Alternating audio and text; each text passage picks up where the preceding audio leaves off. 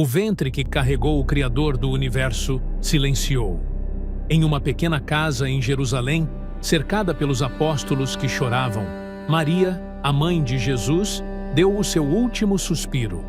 A história que as igrejas contam termina com uma despedida serena, uma passagem angelical, uma transição pacífica entre o reino terreno e a eternidade. Mas os relatos antigos e os textos que o Vaticano mantém sob chaves, aqueles manuscritos apócrifos que poucos olhos foram autorizados a tocar, revelam um cenário radicalmente diferente. Revelam um abalo cósmico. Revelam uma guerra invisível. Maria não era apenas uma mulher. Ela era, para o mundo espiritual, a arca viva que abrigou a glória divina durante 9 meses de gestação. Ela foi o vaso escolhido entre todas as mulheres que já respiraram sobre esta terra.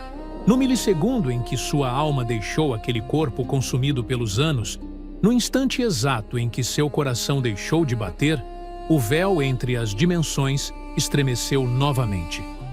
As potências do ar sentiram a ausência. Os tronos celestiais reajustaram seus pesos. E algo terrível começou a acontecer aqui embaixo, naquele quarto onde os discípulos ajoelhavam-se em oração. Hoje, você vai descobrir as 5 coisas aterradoras e sobrenaturais que aconteceram instantaneamente após a morte de Maria de Nazaré. Você vai conhecer os relatos que a igreja primitiva documentou, mas que posteriormente selou em seus arquivos mais profundos. Você vai entender por que os demônios tentaram intervir no seu funeral. E você finalmente compreenderá por que a morte daquela mulher desencadeou eventos que reescreveram a geografia espiritual de Jerusalém para sempre. Estamos em algum momento do 1º século depois de Cristo. Os estudiosos discutem as datas exatas. Alguns argumentam por volta do ano 48 depois de Cristo. Outros insistem que foi mais tarde, talvez entre 50 e 60 d.V. Mas a data importa menos do que o contexto. Jerusalém, naquele período, era um lugar de tensão extrema. A ocupação romana apertava seu punho sobre a cidade. O cristianismo nascente era perseguido, seus membros espalhados, seus líderes marcados para a morte. Os apóstolos viviam em segredo. Pedro estava escondido. Tiago havia sido executado. João havia sido exilado. O corpo da igreja era um organismo ferido, sangrando, fugidio. E foi exatamente neste momento de turbulência, de perseguição implacável, de escuridão crescente, que a mulher que todos os cristãos consideravam a verdadeira fundadora do cristianismo, não a religião, mas o acesso real à divindade, começou a seus últimos dias. Maria de Nazaré era idosa. Os relatos tradicionais sugerem que ela tinha aproximadamente 60 ou 70 anos. Ela havia testemunhado tudo. Ela esteve no início. Ela carregou o menino Jesus em seus braços. Ela o alimentou. Ela o criou. Ela esteve aos pés da cruz. Ela recebeu Jesus ressuscitado. E agora, naquele quarto em Jerusalém, cercada pelos apóstolos, ela sentia a morte chegando. Não como um invasor abrupto, mas como uma presença familiar que finalmente havia sido chamada. Os evangelhos apócrifos nos informam que, antes de sua morte, Maria teve uma visão. Ela viu Jesus, não a imagem de um ser distante, mas uma manifestação real, palpável. Segundo o Transitus Mariae, o relato mais antigo que temos sobre esse evento, preservado em fragmentos em aramaico e grego, Jesus apareceu cercado de anjos, pronto para receber sua mãe. Ele não veio sozinho. Vieram as hostes celestes, vieram os arcanjos, vieram os tronos e as potestades. A própria estrutura do céu inclinava-se para receber de volta aquela que havia sido escolhida antes da fundação do mundo. Mas, e quanto aos outros? E quanto àqueles cuja lealdade estava dividida? E quanto aos espíritos das trevas que, durante aqueles anos todos, desde a ressurreição de Jesus, haviam observado aquela mulher com um ódio incomparável? Satanás odiava Maria. Não era um ódio comum, humano, passageiro. Era um ódio que remontava à profecia do Gênesis. Deus havia dito à serpente, naquele primeiro jardim, que haveria inimizade entre ela e a mulher, que a semente da mulher feriria a cabeça da serpente. Aquela profecia havia encontrado sua encarnação em Maria de Nazaré. Ela havia gerado aquele que derrotaria a morte. Ela havia dado à luz aquele que quebraria os grilhões da escravidão espiritual. Para as forças das trevas, Maria não era uma mulher comum. Ela era um símbolo vivo da sua derrota. E agora, naquele quarto em Jerusalém, com seu corpo fraco e sua vida escapando como areia através dos dedos, as potências do mal perceberam algo que não havia acontecido em décadas. Uma oportunidade. A oportunidade não era matá-la. Jesus já havia triunfado sobre a morte. Mas havia algo mais profundo em jogo. Havia a questão de profanação. Havia a questão de humilhação. Se os líderes dos sacerdotes judeus, aqueles que ainda odiavam Jesus e tudo o que representava, se conseguissem despojar Maria de sua honra no momento de sua morte, se conseguissem desecrar seu corpo, se conseguissem transformar seu funeral em um espetáculo de desgraça, então, talvez, apenas talvez, pudessem danificar algo fundamental no tecido da fé cristã nascente. A morte de Maria era, portanto, um ponto crítico. Era um momento de vulnerabilidade. Era a última oportunidade que as trevas teriam de tentar algo contra aquela mulher que havia sido protegida desde o momento de sua concepção. Os relatos históricos e apócrifos são unânimes em um ponto. Os apóstolos foram reunidos milagrosamente para seu leito de morte. Eles estavam espalhados por várias cidades, em vários países. Alguns haviam partido em jornadas missionárias que os levaram para longe de Jerusalém. Mas no momento em que Maria começou a morrer, algo supernatural os convocou de volta. Pedro estava em Roma, ou assim a tradição nos diz, mas foi levado instantaneamente. João estava em Éfeso, mas apareceu na Câmara da Morte. Tiago, apesar de já ter sido martirizado, alguns relatos sugerem que sua presença espiritual estava lá. Todos vieram. Todos se ajoelharam. E todos rezaram enquanto a mãe do Messias exalava seu último suspiro. Isso não era coincidência histórica. Isso era intervenção divina. O próprio Reino Celestial estava orquestrando um evento que havia sido profetizado desde antes da fundação do mundo. Mas nas ruas de Jerusalém, naquele mesmo momento, algo diferente estava acontecendo. Havia sacerdotes, havia líderes religiosos que odiavam Jesus com uma intensidade que superava a mera discordância teológica. Esses homens haviam conspirado para sua morte. Esses homens haviam instigado a multidão a gritar por sua crucificação. Esses homens haviam presenciado a ressurreição e, em vez de crer, escolheram desmentir o evento, pagando soldados romanos para espalhar mentiras. Agora, a mãe daquele que eles odiavam estava morrendo, e com sua morte viria um funeral. Com o funeral, viria um cortejo. Com o cortejo, viria uma oportunidade.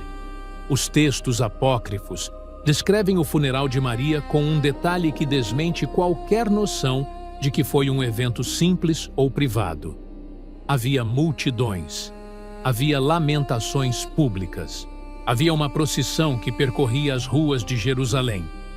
O corpo de Maria, colocado em um caixão de madeira simples, era carregado pelos apóstolos em direção ao seu sepulcro. E foi durante esta procissão que o incidente aconteceu. O incidente que mudou tudo. O incidente que revelou, de forma visível e inegável, que havia forças em ação naquele mundo que operavam fora dos domínios do natural. Um homem chamado Jefonias, ou Jefônio em algumas traduções, era um dos líderes dos sacerdotes. Os relatos o descrevem como um homem de autoridade, de status, de influência na hierarquia religiosa judaica.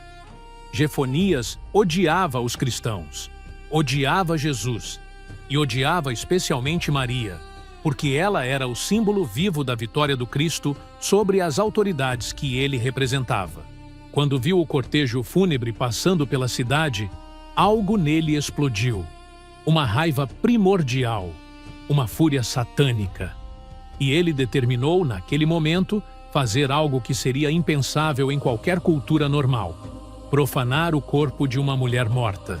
Jefonias saiu das sombras. Caminhou em direção ao caixão que estava sendo carregado. Seus olhos queimavam com ódio. Os apóstolos, em suas vestes simples, em seu luto sagrado, não esperavam o que estava por vir. Jefonias aproximou-se. Ele ergueu seus braços e, em um gesto de desacato supremo, em um ato de profanação que pretendia ser uma humilhação da morte de Maria e, por extensão, uma humilhação do próprio Jesus, ele tocou no caixão. Suas mãos tocaram na madeira que envolvia o corpo de Maria de Nazaré. Ele pretendia virar o caixão, pretendia derramá-lo nas ruas, pretendia deixar o corpo exposto, desonrado, vulnerável aos animais e ao escárnio da multidão. Mas algo aconteceu que nenhum dos relatos, em toda sua profundidade histórica, consegue completamente explicar. No exato milissegundo em que as mãos de Jefonias tocaram no caixão, uma força invisível interceptou seu gesto. Não havia ninguém que o puxasse. Não havia uma corda que o prendesse. Não havia uma arma que o ferisse. Mas suas mãos, ambas as suas mãos, foram separadas de seus pulsos por uma força que era absolutamente, inescapavelmente sobrenatural. Os textos antigos descrevem isso com uma clareza que é ao mesmo tempo factual e aterradora. As mãos foram decepadas, simplesmente separadas. Como se um anjo invisível, com uma espada que operava em uma dimensão que apenas seres espirituais conseguem compreender, tivesse cortado através de sua carne e osso. As mãos de Jefonias caíram no chão. O horror que tomou conta daquele cortejo fúnebre é quase impossível de imaginar. Um homem de autoridade, um sacerdote, um líder religioso, subitamente despojado de seus membros por uma força que era puramente invisível.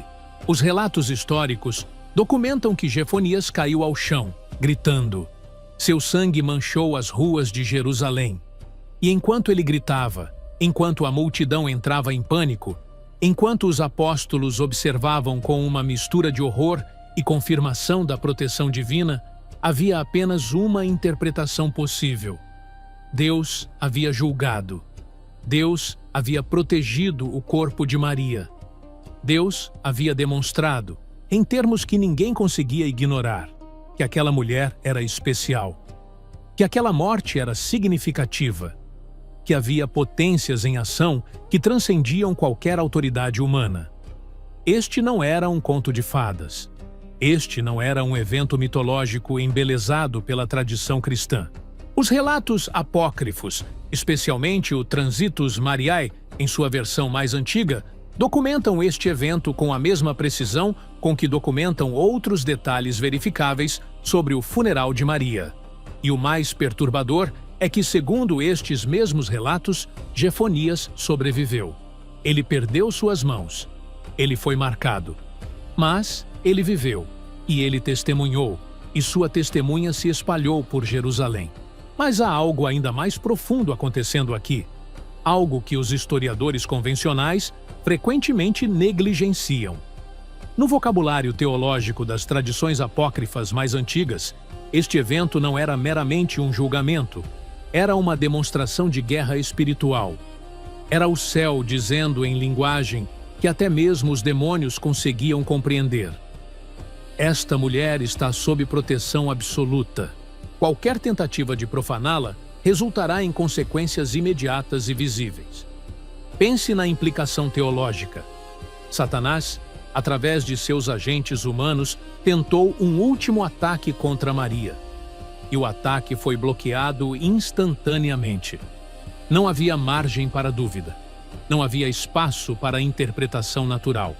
Não havia explicação científica que pudesse explicar como um homem, saudável e de autoridade, subitamente perdesse ambas as mãos enquanto ninguém o tocava, enquanto nenhuma arma era usada, enquanto apenas um ato de profanação era praticado.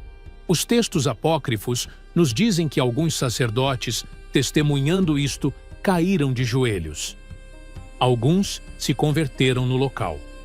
Alguns reconheceram que havia algo profundamente diferente sobre aquela mulher. Algo que transcendia a história comum, algo que exigia uma reinterpretação completa de quem Jesus realmente era e de como sua mãe participava de seu poder e autoridade. Mas outros sacerdotes, aqueles cujo ódio era tão profundo que nenhuma demonstração de poder divino conseguia alcançá-los, simplesmente fugiram. E nos dias e semanas que se seguiram, eles conspiraram para enterrar este relato, para negar sua veracidade, para espalhar explicações alternativas. Porque reconhecer que as mãos de um homem haviam sido decepadas por uma força invisível enquanto tentava profanar Maria, era reconhecer que estavam errados. E reconhecer que estavam errados significava reconhecer que Jesus havia realmente ressuscitado. E isso era uma conclusão que seus corações simplesmente se recusavam a aceitar. Este é apenas o primeiro dos eventos sobrenaturais que cercou a morte de Maria. Este é apenas o primeiro vislumbre do abalo cósmico que sua partida provocou. A morte de Maria não foi um evento histórico comum. Não foi simplesmente o falecimento de uma mulher idosa. Foi um ponto de virada espiritual. Foi um momento em que o véu entre o visível e o invisível se tornou translúcido o suficiente para que eventos que normalmente permanecem ocultos se manifestassem de forma que nenhum observador conseguisse negar. E conforme o funeral prosseguia, conforme o corpo de Maria era levado ao seu lugar de repouso final, outros eventos, cada um mais perturbador do que o anterior, começariam a desdobrar-se. Eventos que revelariam a profundidade da guerra espiritual. Eventos que demonstrariam que os demônios, de fato, tentaram intervir. Eventos que mudariam para sempre como a igreja primitiva compreenderia o papel de Maria, não apenas como a mãe de Jesus, mas como uma figura espiritual, cuja importância transcendia qualquer compreensão meramente humana. Enquanto o corpo de Maria era levado ao sepulcro, enquanto os apóstolos e os cristãos primitivos percorriam as ruas de Jerusalém em lamento sagrado, algo começou a acontecer que nenhuma morte humana comum consegue explicar. O ar em torno da cidade mudou. Não era uma mudança de temperatura, não era uma alteração nas correntes de vento, era uma mudança em uma dimensão que os nossos sentidos físicos conseguem apenas vislumbrar fragmentariamente. Um aroma começou a se expandir. Não era um aroma terreno, não era incenso queimado por sacerdotes ou flores colocadas sobre um caixão. Era uma fragrância que não possuía origem material conhecida. Os relatos apócrifos descrevem este aroma com uma especificidade que é ao mesmo tempo poética e absolutamente literal. Era como se toda a glória do céu houvesse sido destilada em uma substância olfativa que permeava cada rua, cada casa, cada pulmão que respirava o ar de Jerusalém. Era uma fragrância que carregava consigo uma mensagem. Aquela que serviu com perfeição havia sido aceita. O sacrifício de sua vida havia sido recebido. A humildade de seus anos havia sido transformada em honra eternal. Mas havia algo mais acontecendo simultaneamente. Junto com a fragrância celestial, um peso espiritual começou a descer sobre a cidade. Não era um peso de opressão. Era um peso de glória. Era aquela mesma densidade espiritual que havia tocado os apóstolos no Pentecostes, aquela mesma presença que havia acalentado Jesus na cruz. Era a Shekinah, a presença visível e material de Deus, descendo sobre Jerusalém como um manto invisível. E então, conforme este peso de glória se intensificava, os apóstolos começaram a cair. Não caíram como pessoas que desmaiam de choque ou de exaustão física. Caíram como pessoas que entram em uma dimensão diferente de consciência. Caíram em um sono que era profundo, mas não era natural. Era um sono que parecia suspender o tempo. Era um sono que parecia permitir que Deus operasse em um nível que transcendia qualquer interferência terrena. Os textos antigos sugerem que durante este sono sobrenatural, enquanto os apóstolos estavam inconscientes, coisas começaram a acontecer na câmara mortuária onde o corpo de Maria havia sido colocado. Coisas que nenhum olho humano testemunhava. Coisas que apenas podiam ser inferidas a partir dos resultados que se manifestavam quando os apóstolos acordavam e descobriam a verdade. Maria não havia permanecido na morte. Ela havia sido elevada.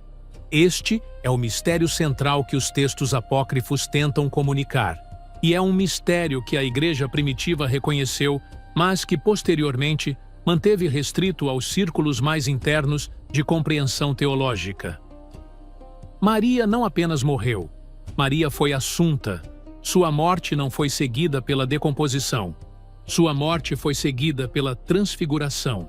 Seu corpo não permaneceu no sepulcro como o corpo de qualquer mulher comum permaneceria. Seu corpo foi transformado. Seu corpo foi elevado. Seu corpo foi glorificado.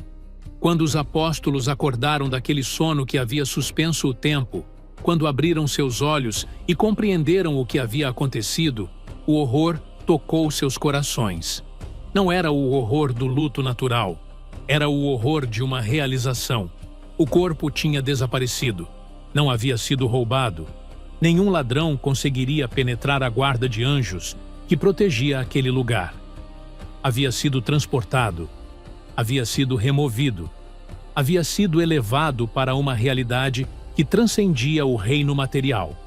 Alguns dos apóstolos, segundo os relatos, não acreditaram imediatamente. Tomé, o discípulo cuja história de descrença era conhecida entre todos os 12, chegou tarde à câmara mortuária. Enquanto os outros apóstolos haviam presenciado os eventos, Tomé havia estado em outro lugar. E quando chegou ao sepulcro, esperando encontrar o corpo de Maria em sua morte física, encontrou apenas vazio. Encontrou apenas aquela fragrância celestial ainda pairando no ar. Encontrou apenas flores, flores que, curiosamente, não murchavam, que mantinham uma frescura impossível, que pareciam ter brotado diretamente do Jardim do Éden. O choque teológico disso é impossível de superestimar. Aqui estava a mãe de Jesus, a mulher que havia dado à luz o Verbo de Deus encarnado, a mulher que havia carregado em seu ventre aquele que criou os universos. E ela, como seu filho, não havia permanecido na morte. Ela havia ressuscitado. Mas havia uma diferença fundamental. A ressurreição de Jesus havia sido temporal. Ele havia aparecido fisicamente durante 40 dias.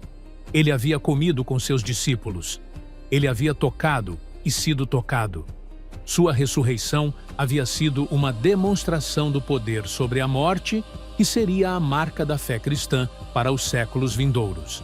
Mas a assunção de Maria, porque era isso que realmente estava acontecendo, aquilo que a igreja primitiva testemunhava, era diferente. Não havia ressurreição temporal seguida de ascensão. Havia uma transformação instantânea.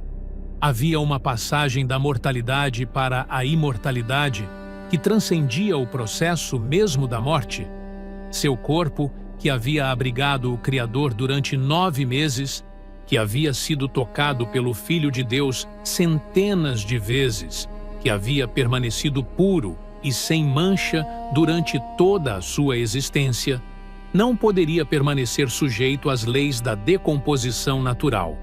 A matéria que a compunha havia sido transformada em algo que transcendia a matéria comum. E isto era o que realmente aterrorizava os demônios. Não era apenas que Maria havia morrido.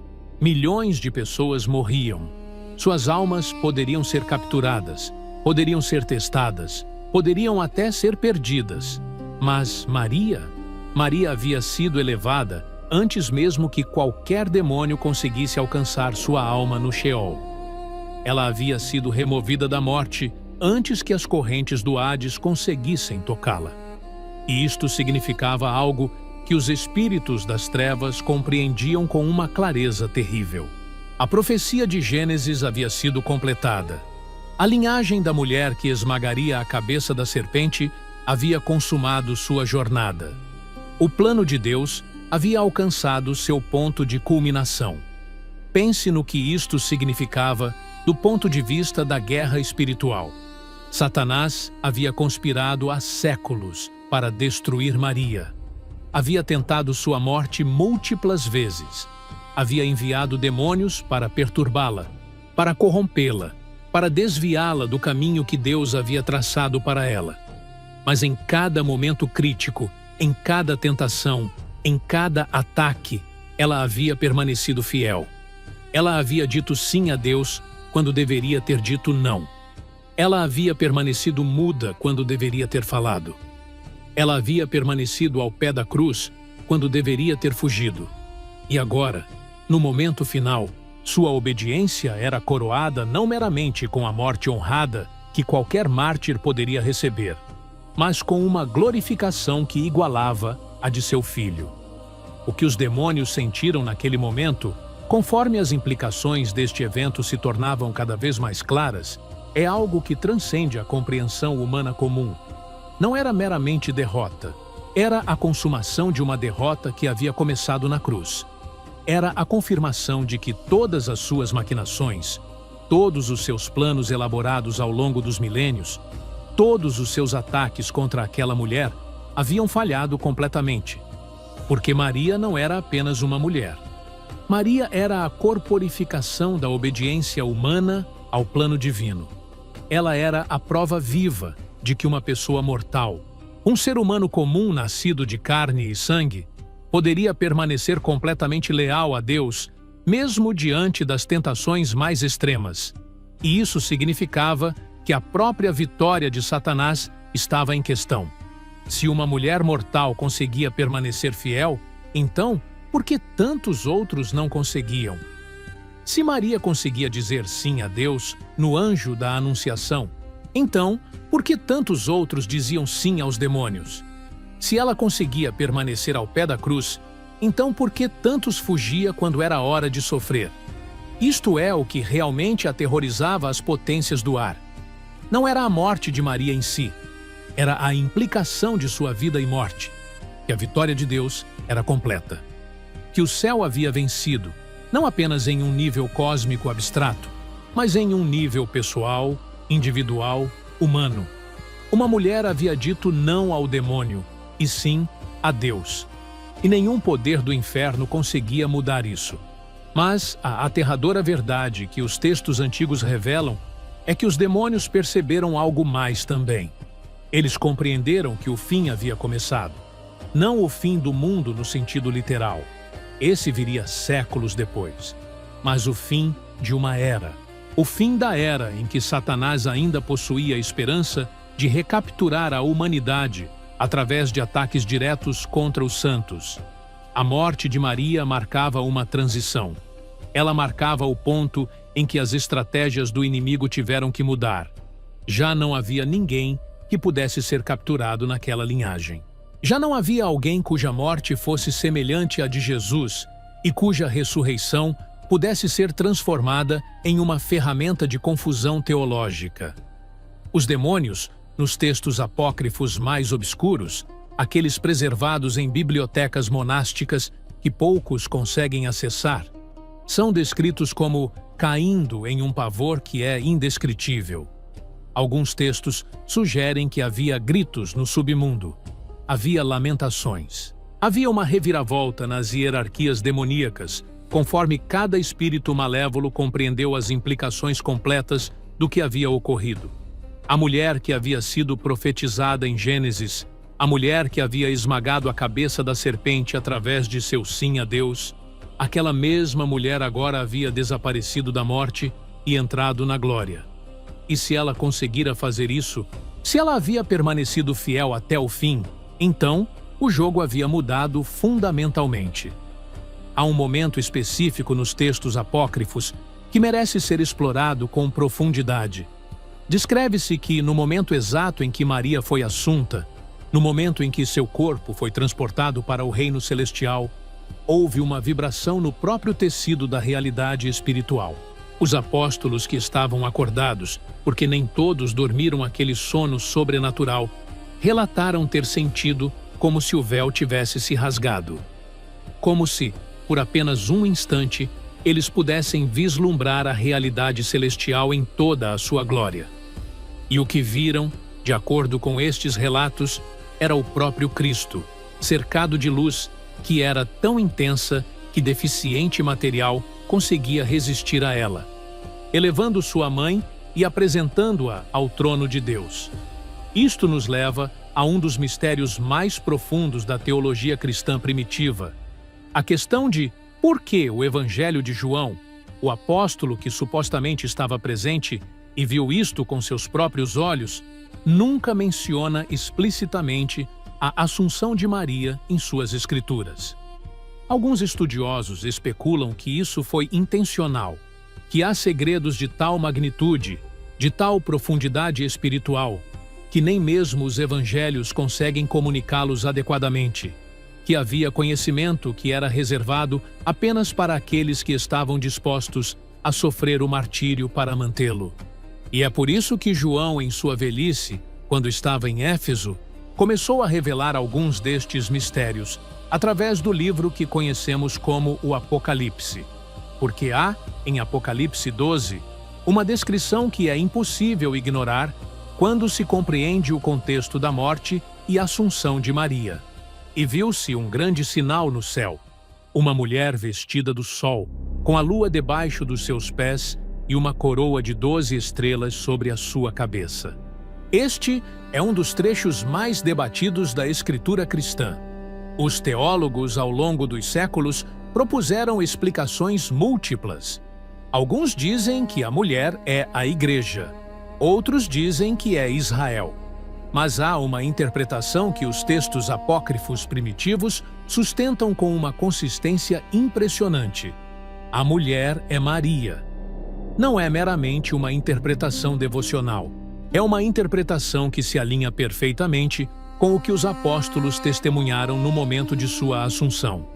Uma mulher vestida de sol, porque Maria, ao ser elevada, foi revestida com a glória de Deus, com aquela mesma luz que havia iluminado o rosto de Jesus na transfiguração. Com a lua debaixo de seus pés, porque as potências lunares, associadas aos demônios e às trevas no pensamento antigo, foram submetidas sob ela. Uma coroa de 12 estrelas, porque ela era a mãe que havia dado à luz o One que estabeleceria o reino dos 12 apóstolos. E aqui está a parte que verdadeiramente aterroriza quando se compreende o contexto completo. O sinal apareceu no céu no exato momento da sua glorificação.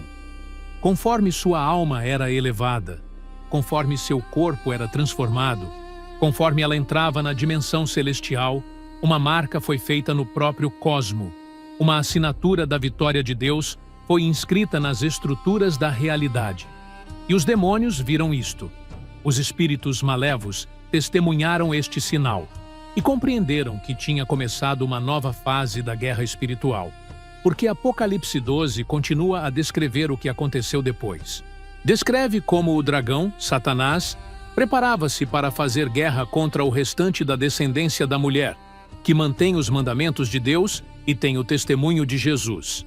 Em outras palavras, após a partida de Maria, após a conclusão da linhagem messiânica, a fúria do inimigo seria direcionada contra aqueles que permaneciam, a Igreja. E é por isso que os séculos que se seguiram à morte de Maria foram caracterizados por perseguição cada vez mais intensa. É por isso que os cristãos eram caçados nos Colosseus. É por isso que eram queimados.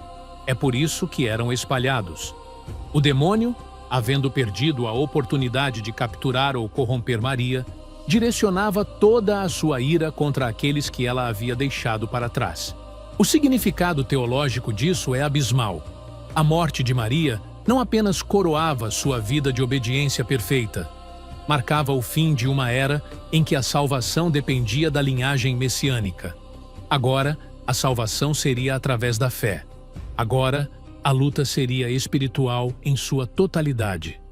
Agora, cada cristão se tornaria, em um sentido, um continuador da linhagem de Maria, não na carne, mas no espírito. Cada cristão que dizia sim a Deus, que permanecia fiel mesmo diante da perseguição, que recusava se inclinar diante dos demônios, estava participando daquela mesma vitória que Maria havia já assegurado. Há algo profundamente perturbador que os textos antigos revelam sobre o momento imediatamente seguinte à Assunção. Descreve-se que o próprio ar de Jerusalém mudou novamente. Aquela fragrância celestial que havia enchido a cidade começou a se dissipar.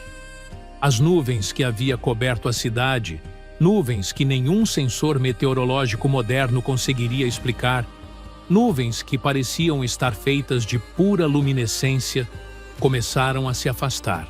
E conforme se afastavam, havia um vazio que era tangível, um vazio que era absolutamente palpável na dimensão espiritual. Os apóstolos sentiram isto. Pedro sentiu isto. João sentiu isto. Tiago sentiu isto. E aquele sentimento não era de perda comum. Era o sentimento de que uma proteção havia sido removida, que uma intercessão havia sido suspensa, que uma presença maternal, que havia permanecido sobre a igreja desde o Pentecostes, agora havia se retirado para uma posição de glória intercedente. Maria não havia abandonado seus filhos espirituais, mas ela havia mudado de posição. Havia ascendido, e a responsabilidade de permanecer fiel, de perseverar até o fim, agora caía completamente sobre os ombros daqueles que ela havia deixado. Isto é o significado espiritual completo da quinta coisa aterradora que aconteceu quando Maria morreu: a mudança no próprio tecido da realidade espiritual. Os demônios compreenderam que a guerra havia entrado em uma nova fase. Os anjos compreenderam que a vitória havia sido garantida. Os apóstolos compreenderam que agora eram órfãos espirituais, que teriam que confiar exclusivamente em Cristo e na promessa do Espírito Santo. E o mundo, embora não soubesse, havia cruzado um limiar do qual não haveria retorno. A fragrância foi embora, mas os efeitos permaneceriam eternos. Nós, que vivemos milênios após estes eventos, que nos encontramos em uma época em que os textos apócrifos foram removidos das mãos comuns, em que a verdadeira história de Maria foi reduzida a narrativas simplificadas, precisamos compreender o que realmente aconteceu naquele quarto em Jerusalém. Precisamos compreender que a morte de uma mulher não foi apenas um evento histórico. Foi o pivô central em torno do qual toda a história da salvação girou. Maria completou sua jornada. Ela deu à luz o Messias. Ela permaneceu fiel até o fim. E ela foi recompensada não apenas com descanso eterno, mas com a glória que transcende qualquer compreensão humana. Ela tornou-se, em um sentido literal, a coroa no céu. Aquela cujo sim a Deus reescreveu a história da humanidade. Mas para nós que permanecemos aqui, neste mundo que está envelhecendo, nesta era que está caminhando para seu próprio encerramento profetizado, há uma questão que deve ser feita. Será que somos capazes da mesma obediência que Maria demonstrou? Será que conseguiremos dizer sim a Deus, mesmo quando tudo ao nosso redor nos grita para dizer não? Será que conseguiremos permanecer fiéis quando o mundo nos oferecer suas tentações mais sutis e sedutoras? Porque Maria não viveu em um vácuo espiritual. Ela viveu em um mundo que era tão hostil a Deus quanto o nosso é hoje. Ela viveu sob ocupação. Viveu sob perseguição. Viveu vendo seu filho ser traído, julgado e crucificado. Viveu em um tempo em que o sofrimento era constante e a esperança parecia uma luxúria impossível. E ainda assim, ela disse sim. Ainda assim, ela permaneceu. Ainda assim, ela confiou. Portanto, dirijo esta oração para todos nós que estamos ouvindo estas palavras. Para todos nós que reconhecemos que há mais acontecendo neste mundo do que aquilo que os nossos olhos conseguem ver. Para todos nós que compreendemos que estamos em uma guerra espiritual, que transcende a política e a sociedade humana comum. Ó Deus, Tu que és Pai de todos nós, que escolheste Maria dentre todas as mulheres para dar à luz aquele que salvaria a humanidade, nós pedimos que nos concejas a mesma obediência que ela demonstrou. Que ela disse sim à Tua vontade, mesmo quando não compreendias completamente o que seria exigido dela. Que ela permaneceu muda quando deveria ter gritado. Que ela confiou quando a razão humana lhe dizia para duvidar. E nós suplicamos que coloques em nossos corações aquela mesma capacidade de entregar completamente nossas vidas aos Teus cuidados. Protege as nossas famílias, ó Senhor, daqueles que desejam nos afastar de Ti. Guarda os nossos filhos das tentações que os demônios tão cuidadosamente preparam. Enche os nossos lares com aquela fragrância celestial que pairou sobre Jerusalém no momento em que Maria foi assunta. Coloca sobre nós aquela mesma proteção angelical que guardava Maria, de modo que quando os inimigos, tanto visíveis quanto invisíveis, tentem atacar, encontrem em nós uma resistência que só pode vir de Ti. E quando chegar o nosso próprio fim, quando aquela hora escura em que deixamos este mundo se aproximar, que encontremos ao nosso lado aquela que conheceu a morte como ninguém mais, e que foi elevada além dela como ninguém jamais será. Que Maria, em sua glória, interceda por nós. Que ela coloque seus braços materais sobre nós, assim como colocou sobre seu Filho, e nos leve com segurança através daquele véu que separa o temporal do eterno. Amém.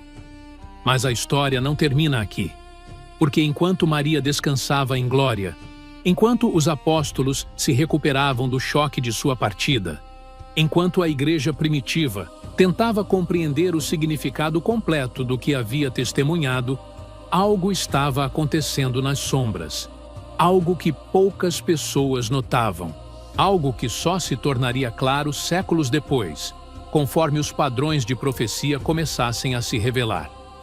O mundo estava se preparando. As estruturas de poder que levariam ao anticristo estavam sendo colocadas em lugar.